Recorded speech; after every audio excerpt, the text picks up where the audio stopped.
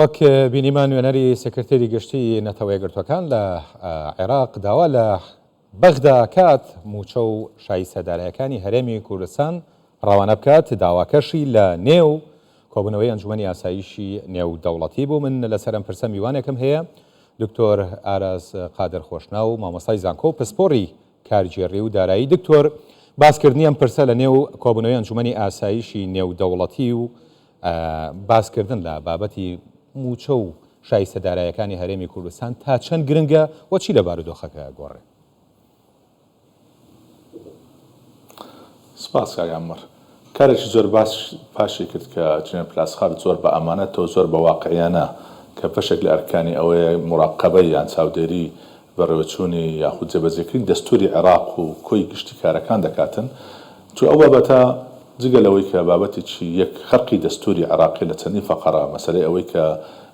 تەمیز یاخود زیاکاری لە نێوان خەڵکی هەرێمی کوردستان لەگەڵ ناوچەکانی عێراق لە ڕووی استحقاقی داراییان بەگشتی و هەروەها موچەش بەتایبەت چونکە مادەکانی 12 و 13 و 14 و 15 دەستوری عێراقی زۆر ڕوونن کە باسی ئەوە دەکەن. یەک نابێ هیچ یاسایەک لە دژێ دەستورە بێت، دومیشان دەبێت ئەو دەستورە زیاکاری لە نێوان خەڵکی ناو عێراق نەکاتن و دەبێت هەمان لە بەرامبەر یاسا هەموو مافەکانی وەک یەکن. ئەوە ئیسناد لەسەر ئەو بڕگانە کردیە لەلایەک، هەروە ئیسناد لەسەر چی کردیە؟ ئیسنادی لەسەر خودی ئەو ڕێککەوتانەی کە لە عێراق کرا بۆ دوای بەتایبەتی ڕێککەوتنی تەحالوفی ئیدارەی دەوڵەت، دوای ڕێککەوتنی تەشکیلکردنی حکوومەتی بەڕێز سوودانی، دوای ئەوە ڕێککەوتنەکانی دواترێ تا بە یاسای بودجە دەگەن لەگەڵ تێبینەکان لەسەر خودی یاسای بودجە. بەڵام ئەو بیدعەیە کە بۆ دوای دیترایەوە بە ناوی ئەوەی کە شتێکیان ناو لێناوە کە موچەی فەرمانبەرانی عێراقی بەشێکە لە کوردستان وەک ئینفاقی فعلی دەبێ حساب بکرێت، ئەوە شتێک نەبووە و نییە لە هیچ عرفێکی دارایی لە هیچ جاندا. بۆیە ئەگەر بەوردی سەیری قسەکانی جنێ پلاسخارد بکەی تەنها موچە ناڵە دەرە موچە و شایستە داراییەکانی هەرێمی کوردستان ئەوەش پێویستی بە چ هەیە؟ پێویستی بە ئیتفاقێکی گشتگیر و دائیم هەیە. چۆن بەڕاستی کاکە مەرلای ئێمەستە کێشە گەورەکە ئەوەیە پاشگەزبوونەوەیەکی دیار و ڕوون و بەرچاو هەیە لەلایەن حزبە سیاسیەکانی عێراقی لە خودی سیستەمی فیدرالی. بۆیە عێراق جارێککە بەرەو دەوڵەتێکی مەرکەزی دەچێتەوە، ئێمەش دەستورێکی فیدرالیمان هەیە یەک ناگرێتەوە، بۆیە ئەو گفتوگۆ و ئەو مشتومڕانە بەردەوام دەبێت. باشە ئەم داوایی بلاسخارد چەندێکە بێ بۆ پاڵپشتی بۆ هەرێمی کوردستان، چونکە هەرێمی کوردستان پێشوەختە خۆی زۆر هاواری کرد بەڵام گوێ ئەگیرا لە هاواری هەرێمی کوردستان. بەڵام ئەم پاڵپشتیە ئەم باسکردنەی بابەتی شایستەدارایەکانی هەرێمی کوردستان لە نێو ئەنجومەنی ئاسایشی نێودەوڵەتی چەندێکە بێتە پاڵپشت بۆ هەرێمی کوردستان بۆ ئەوەی لە داهاتوودا هەردوو لە هەنگاوی کردنی بنێن بۆ چارەسەرکردنی کێشەکە. خەڵک گرنگەکە ئەوەیە پێشترێ زۆر جاران بەداخەوە حکوومەتی فیدرالی یاخود لیژنەکان کە دادەنیشتن هەندێک پاساویان دەهێناوە لەبەرەوەی کە هەرێمی کوردستان ئامارەکان، داتایەکان، زانیاریەکان یاخود پابەند نابێت بە ڕێککەوتنەکان. بەعکسەوە پاشەوەی کە حکوومەتی هەرێمی کوردستان و هەرێمی کوردستان بەگشتی ئیسباتی کرد کە هەموو شتەکانی ئامادەیەوە بێباچی خۆی لەوە نیشاندا و بە نەوعێک ئەو داتا و زانیاریانەی کە پێشکەشی بەغدا کراوە خودی بەغدانیەتی ئەو شتانە. من تاکید دەکەمەوە بەرپرسشم لەو قسە هەندێک شتان داوا لە کوردستان کردیە بۆ ژمارانەی کە هەیە ئێستا لەگەڵ ڕقمت پێ دەڵێم وەک با بڵێن شاهد لەسەر ئەو قسەم کە وای لێ هات کە حکوومەتی هەرێمی کوردستان پابەندەکانی خۆی هەموو تەواو کرد. ئێمە باش دەزانین لە عێراق بابەتەکە سیاسی و بابەتەکە دارایی و اقتصادی نییە، بەڵام پاڵەپەستویەکان لەسەر حکوومەتی هەرێمی کوردستان بەتایبەتی کابینەی نوێیان بە هەموو نەوعێک هەوڵ دەدەن کە ڕێگری بۆ دروستکەن، بەڵام خۆراکگری و ئیرادەی بەهێز وای کردێ کە بە هەر شێواز بە پاڵپشتی خەڵکی هەرێمی کوردستان وا بکرێت خۆراکگری بێن بتوانین لەو کێشە گەورانێک کە دێتە پێشمان تەجاوزی بکەین. بۆیە هەوڵێکی زۆر هەیە بۆ زیاتر کوشار خستن سەر جگە لە بابەتە سیاسیەکان، عسکەریەکان بگرێت لە بابەتە داراییەکانیش. ئەگەر نە یعنی بۆچی کە گەیشتە مەرحەلەی ئەوەی کە نوێنەری یۆنامی لە عێراقدا قەناعەتی مطلقی بەوە بێتن کە فعلا ئێستا بەغدا غەدر لە کوردستان دەکاتن و داوا بکاتن لە پێش کۆبوونەوەی ئەنجومەنی ئاسایشی نێودەوڵەتی کە بڵێتن دەبێت عێراق شایستە داراییەکان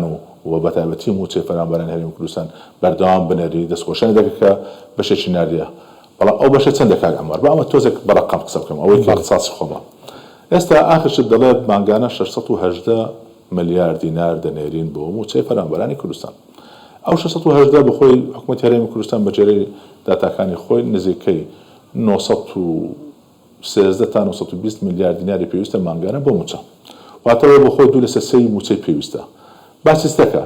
ئەگەر باسی ئەوە بکەم بڵێن کاکە ئێوە تو داهاتت کەت هەیە لە داهاتە ناوخۆیەکان بۆی تەواوکە و دواترێ بەشت دەکاتن ڕاستە 320 میلیارد هەیە هەموو بخێ سەرێ بەس بەشی موچە دەکا کە مانگانە بێتن بەڵام چەند مانگانەیاندایە چەندیان داوە گریمان ئەگەری 2023 ئەگەر بابڕێن ئەوەش بکرێتن مەقاسەش بکرێتن بەراورد بکرێتن تو تەنها 3000 لە 6 مانگدا 3 مانگت هەنە ناردیە ئەوە لەلایەک ئی دووەم بۆیە گرنگە ئەگە بەردەوامش بێتن خۆ لە هەرێمی کوردستان تەنها موچە نییە ئەی پرۆژەکان ئەی خەرجەکانی ڕۆژانە من هەندێک داتام لەبەردەستە کە حکوومەتی هەرێمی کوردستان بەتابەتی کابینی نوێم لەو 5 ساڵی ڕابردوو سەرباری ئەوەی کە بۆ دوایە لە هەندێک موچە دواکەوت بەڵام نزیکەی زیاتر لە 13 تریلیۆن دیناری بەس لە پرۆژەکان سەرف کردیە لە پرۆژە بەردەوامەکان و لەگەڵ خەرجەکانی کە پێویستە بۆ کەرتی تەندروستیە کەرتی پەروەردەیە کەرتەکانێکی جیاوازە هەموو ئەوانەی کە هەن خەرجی ویستیە ئەوان بە شێوازێکدا دەنێستا گەروا بێتن ئەوەی هەتا تەنها بەشی موچە بکە بەڵام بۆ خۆیان نا بۆچی کە دەبێت 680 میلیارد لە عێراق چەند ئێستاکە لە عێراق بە ساڵی 2023 کۆی گشتی موچەی تەوزیعکرا و بریتی بوو لە بالضبط 59 تریلیۆن و 400 شتێک میلیارد واتە نزیکەی 6 تریلیۆن دینار واتە مانگانە هەموو مانگێک 5 تریلیۆن دینار موچە لە عێراق سەرف کرایە بەڵام ئەو موچە بۆ چەندی بۆ 4 ملیۆن و 74 هەزار فەرمانبەری دائیمی بەبێ گرێبەستەکان بەبێ خانەنشین بەبێ ئەوانەی ڕێعای ئیجتیماعی چووکەمە لە هەرێمی کوردستان ئەو بڕەپارەی کە هەمانە ئێمە کە دەڵێن لە هەرێمی کوردستان 1250 ملیۆن 250 هەزار کەس موچە وەرەگریان پارە وەردەگرێتن 752 هەزاریان فەرمانبەری ئێستان کە عێراق لاکۆ 658 حساب کردیە بەڵام ئەوەی تر بریتن لەو ئەوەی باسمان کرد خانەنشینان کە ژمارە ئێستا نزیکەی 6,000 لەو دەوروبەرای ڕۆژ بە ڕۆژ زیاد دەبێت چکە زیاد دەبێتن هەرچی عێراقا 9 ملیۆن کەس پارە وەردەگرێت 4 ملیۆن ئەوەندە وەردەگرێتن وەک موچە ئەوەی تریش بە شێوازی تکە بە خانەنشینی و بە ڕێعای ئیجتیماعی بە ناوی جیاواز واتە شتێکیان بۆ خۆیان حەڵال کردیە ڕبعی ئەوە بە کوردستان بە شایستە نابێت دەرهاتی ئێستاکە کۆی معدلی عامی ئەوەی مۆزەفین چەندە لە عێراق زۆر بەرزتر لە هی کوردستان بەڵێ من ئەوێ یەک پرسیار بکەم ئەگەر بە کورتی جوابم بیتەوە دکتۆر ئەم بابەتە ئەمەی کە بلاسخارد و ڕوژاندی لە ئەنجومەنی ئاسایشی نێودەوڵەتی چەندە کاریگەری هەبێت لەسەر ئەو گفتوگویانەی کە بۆ هەموارکردنەوەی یاسای بودجە بڕیارە لە داهاتوودا ئەنجام بدرێت بۆ ئەوەی با بڵێن موچەی فەرمانبەرانی هەرێمی کوردستان بخرێتە سەر داهاتی حاکیمە یان ئەوەی پێوترێ ئینفاقی حاکیمە من جارێک بۆ خۆم کاگە ئەمار مەسەلەی ئەوەی کە هەرێمی با بڵێن موچەی فەرمانبەرانی هەرێمی کوردستان بکرێتە سەر ئینفاقی حاکیمە نازانم لەوانە شتێکی باش بێ بۆ ئانی بەڵام مەفروضەوە حەلی جەزری بکرێتن ئەوە نەبێتن تەنها لەوێ بێتەوە وەک بەشێکە لە موچە و بە ئێستاقای خۆچۆن لە عێراقیە و داخلی هیچ معادلێک نەکرێتن بەڵام بە تەئکید باسکردنی ئەو بابەتە لەلایەن نوێنەری نەتۆ یەکگرتووەکان لە عێراق و لە ناو کۆبوونەوەی ئەنجومەنی ئاسایشی نێودەوڵەتی و بەو شێوازە و بەو تەعبیری کە کرا شتێکی زۆر باش دەبێت و بە دڵنیاییەوە تەئسیری دەبێت بە شێوازی یان لە شێوازێشکە لەسەر حکوومەتی عێراقی بۆم بۆ ڕاستی دەوانەیە ئێمە دەزانین بەشێکی زۆری ئەو بڕیاردارایانەی کە لە حکوومەتی عێراقی پێ ڕازی دەبێت بەڵام ئەوانەی لە پشت حکوومەتی عێراقین بەداخەوە کە وڵاتێکی جیرانی ئێمەیە ڕێگا ناداتن لەوانەیە ئەو کاریگەری لەسەر ئەوان زۆر نەبێت بەڵام دووبارە پێویستی بە گفتوگۆ و بەڵگداڵە دانوستانی زیاتر